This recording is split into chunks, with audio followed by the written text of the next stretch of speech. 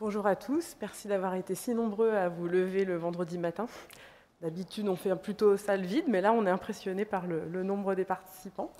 C'est un exercice un petit peu difficile pour nous que de présenter des travaux que nous n'avons pas réalisés, et vous en serez un peu indulgents, mais c'est quand même avec grand plaisir que je vous présente ce travail qui a été écrit par Josette Vallée et Hayes Hawes sur la contraception hormonale post-coïtale dans les pays développés.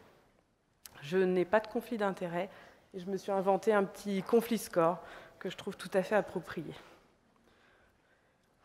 Alors, le contexte, dans le baromètre santé 2016, 72% des femmes utilisaient un moyen contraceptif. Et pourtant, on pense qu'une grossesse sur 3 n'est pas prévue. Et parmi elles, 6 sur 10 aboutissent à une interruption volontaire de grossesse. Pourtant, dans les situations de risque de grossesse non désirée, il existe des moyens de contraception efficaces, on appelle cela la contraception post-coïtale, à prendre d'urgence après un rapport non protégé ou mal protégé. Et pour cela, on a 3 méthodes qui sont efficaces. Soit prendre un comprimé de lévonorgestrel à 1,5 mg, soit prendre un comprimé d'ulipristal, 30 mg, soit la mise en place d'un DIU au cuivre. Chacune de ces méthodes a des règles d'utilisation pour son efficacité et sa sécurité. Le lévonorgestrel doit être pris dans les 72 premières heures et l'ulipristal dans les 120 premières heures, c'est-à-dire 5 jours. Pour ces deux méthodes, plus le comprimé est pris tôt après la situation à risque, plus l'efficacité est bonne. Le DIU, le stérilet, peut être installé dans les 5 jours. Les contraceptifs hormonaux post-coïtaux ont une efficacité amoindrie chez les patientes qui ont un IMC supérieur à 25, et les femmes qui sont concernées doivent être informées du risque de moindre efficacité du comprimé dans ce contexte. Le lipristal est contre-indiqué en cas de grossesse et il exposerait également à une moindre efficacité de la contraception dans les 7 jours qui suivent la contraception habituelle, ce qui est à prendre en compte, et les patientes doivent être informées qu'elles doivent utiliser un autre moyen de contraception pendant cette période, notamment le préservatif. Donc, depuis la fin des années 2000, de l'année 2000, pardon, ces médicaments, cette contraception post-coïtale, est disponible sans ordonnance. La France a été le premier pays à autoriser cette délivrance en pharmacie sans ordonnance, et elle peut être délivrée gratuitement aux patientes mineures en pharmacie, dans des centres d'orthogénie, dans les centres de planification familiale, ou également par les infirmières scolaires. L'objectif de cet article, de cette étude, était en fait d'analyser les facteurs qui sont associés à l'utilisation d'une contraception hormonale post-coïtale, qu'ils soient favorisants ou limitants, notamment de manière centrée sur les principaux acteurs de cette contraception, que sont les femmes et les hommes bien sûr, et également les professionnels de santé, notamment pharmaciens et médecins généralistes. Donc, la méthode utilisée était une revue systématique de la littérature. Cette revue a porté sur les articles des plus anciens et jusqu'à novembre 2018. La rédaction de cette revue a suivi les recommandations de la revue Cochrane et du PRISPA Statement. Les bases de données qui ont été explorées étaient PubMed, Medline, Cochrane Library, Embase. Également les recommandations de la Haute Autorité de Santé, de l'INPES, les documents de l'INPES, celles de l'OMS, les sites des sociétés savantes, notamment de gynécologie et de pharmacie, les revues Exercer, Médecine et Prescrire. Les termes mèches pour cette recherche sont affichés ici. Je ne vais pas tous vous les lire. Alors, à l'issue de cette recherche, les auteurs ont identifié 1321 articles et recommandations dans leur base de données explorée. Après un processus de sélection, ce sont finalement 47 articles qui ont été inclus dans la revue Littérature. Parmi ces articles, 26 étaient issus de données portant sur les États-Unis et 6 portaient sur la France. Il y avait une méta-analyse et 6 essais cliniques randomisés, les autres articles étant plutôt des recommandations, des enquêtes qualitatives. Alors, on va d'abord faire un focus sur les principaux concernés par la contraception postcoïtale, les utilisatrices et leurs partenaires. Les résultats montraient que l'utilisation de la contraception hormonale postcoïtale dans le but d'éviter une grossesse non désirée était majoritairement connue des couples et également sa disponibilité en pharmacie était largement connue. Il existait des freins, notamment des freins à son accès pour certaines catégories de population. Donc, notamment, ont été identifiées les femmes immigrantes, les femmes aux antécédents d'agressions sexuelles, les femmes vivant dans des zones où il y a peu de pharmacie, les femmes incarcérées et les femmes pauvres. D'autres articles ont identifié des obstacles à la prise de cette contraception, notamment la confidentialité, la gêne des patientes, le manque de moyens de transport pour se rendre à la pharmacie. Certains adolescentes en Angleterre craignaient d'être jugées lorsqu'ils faisaient une demande de contraception postcoïtale. Certaines femmes estimaient être face à une stigmatisation au moment de la demande, et notamment parce qu'il existait un sentiment de culpabilité et de gêne du fait d'une confusion possible avec l'interruption volontaire de grossesse. C'était un point qui a été discuté par les autrices, justement par cette ambiguïté qui ressortait de nombreuses études entre contraception postcoïtale et interruption volontaire de grossesse. D'autres études ont montré que le terme pilule du lendemain pouvait être un facteur de confusion et notamment induire en erreur les couples sur le délai de recours à la contraception, puisque ça ne relève pas que du lendemain et on peut être efficace jusqu'à 5 jours selon les méthodes utilisées. Dans 5 pays européens, les femmes interrogées relevaient une crainte d'infertilité après la prise de contraceptifs postcoïtales, ce qui était un frein majeur à son utilisation.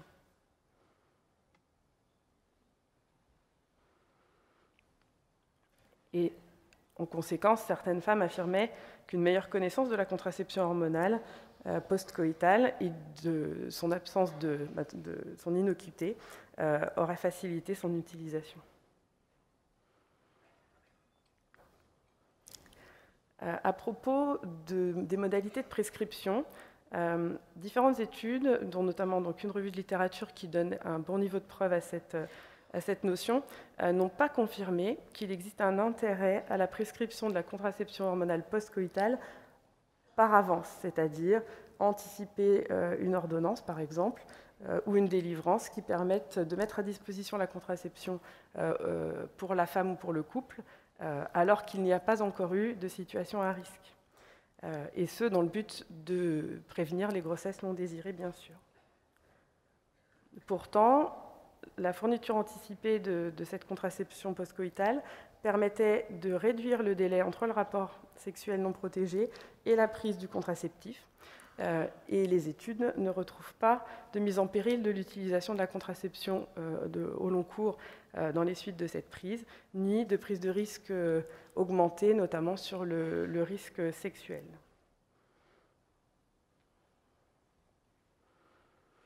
Faisons maintenant un focus sur les pharmacies d'officine et les médecins généralistes, les professionnels de santé qui sont au cœur de cette contraception. Globalement, les pharmaciens se sentaient à l'aise et suffisamment formés pour correctement délivrer cette contraceptif.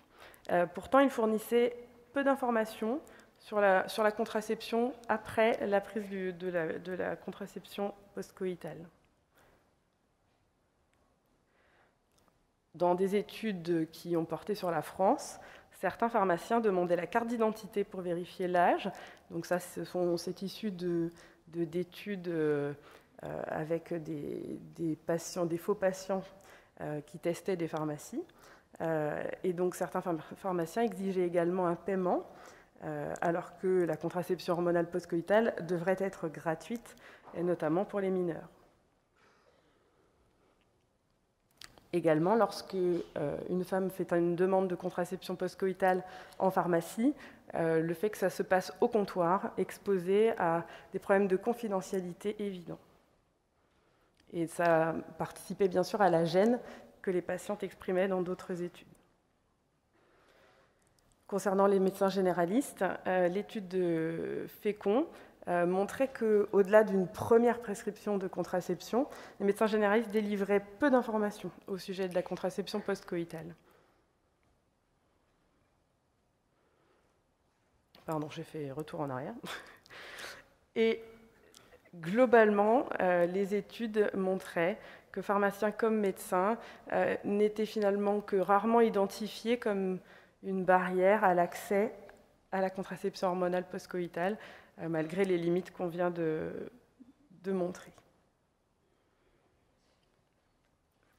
Alors, la discussion de ces résultats montre que sur la littérature, la notion de contraception hormonale postcoïtale semble bien connue des couples et des professionnels de santé.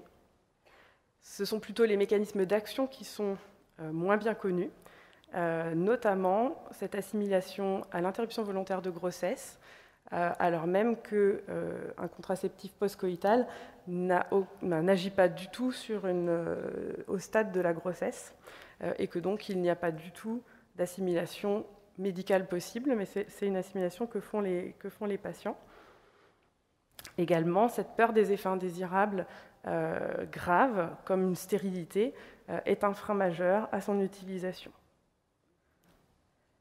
Également, les préjugés portés par les patientes et leurs partenaires amenés à être gênés, à ne pas oser aller demander. Et les autrices relevaient aussi que le contexte religieux pouvait avoir une influence sur ces préjugés, avec des religions qui sont globalement hostiles à la limitation des naissances, et que cet acte de contraception postcoïtale était un peu culpabilisé. Globalement, il existe de nombreuses situations au cours desquelles le risque de grossesse est sous-estimé. Certains couples sous-estiment ce risque, notamment les filles mineures, elles sous-estiment le risque de grossesse, et chez les patients qui ont un niveau socio-économique plus faible. Également, depuis la vente libre en pharmacie et la dispensation par le pharmacien en direct, il semble que les médecins généralistes se sont un peu désinvestis de ce mode de contraception, puisqu'ils sont finalement peu impliqués dans ce parcours de soins, ce qui semble regrettable au vu des besoins d'information que les études font ressortir. Donc les résultats ont aussi montré que certains pharmaciens ont des freins à la dispensation, notamment des freins à la gratuité pour les mineurs, puisqu'on a vu qu'ils exigeaient pour certains un paiement, des freins liés à la confidentialité du lieu de délivrance, qu'est la pharmacie. Les pharmaciens exprimaient aussi une crainte d'utilisation abusive des femmes, c'est-à-dire une utilisation répétée, inadaptée, inappropriée. Également, ils exprimaient un refus de dispenser lorsque c'était un homme qui venait demander la contraception hormonale postcoïtale. Pourtant, un certain nombre de femmes, et notamment des mineurs, demandaient facilement à un tiers d'aller chercher cette contraception pour justement franchir cette barrière de gêne et de culpabilité qui les amenait à ne pas oser aller demander. Les pharmaciens expliquaient cette réticence sur le fait que délivrer un homme leur donnait le sentiment de favoriser une prise non consentie d'une femme, c'est-à-dire qu'elle n'a pas pu donner son accord en se présentant directement.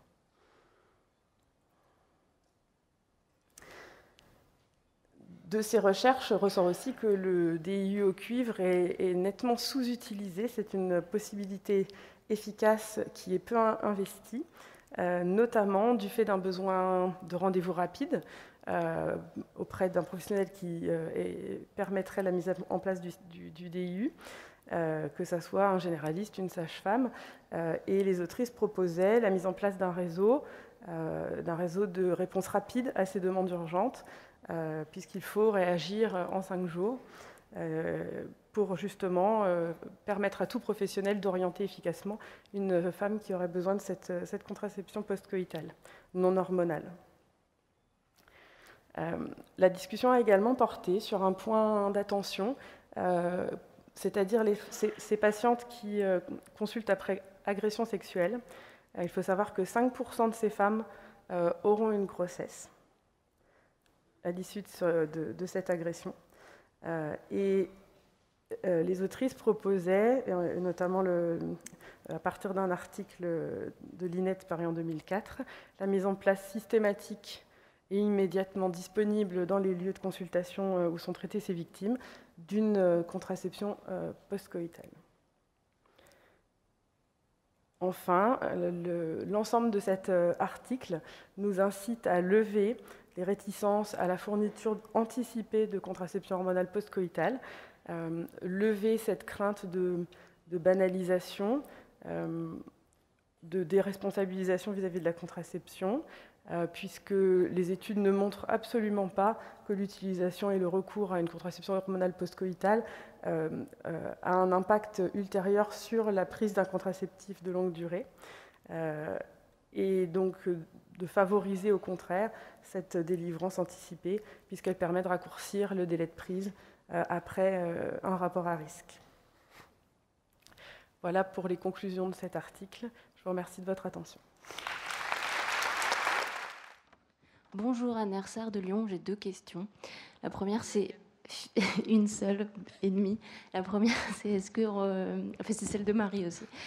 Est-ce qu'on pourrait, en tant que médecin généraliste, en acheter au cabinet et les délivrer? Est-ce qu'il y a quelque chose de possible? Parce que ça peut lever des réticences. Et la deuxième, on n'a pas bien compris les critères, parce que nous, on le prescrit chaque année avec le renouvellement, si c'était bien ou pas bien finalement, parce que c'était un peu contradictoire. Merci. Alors, merci pour cette question, ces questions.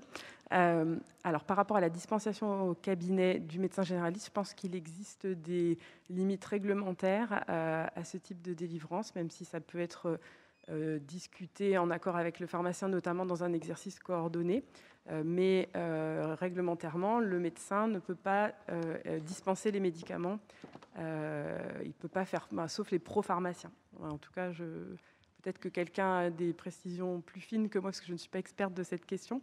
Maintenant, dans un exercice coordonné, je pense que ça peut tout à fait se réfléchir au sein d'un protocole adapté.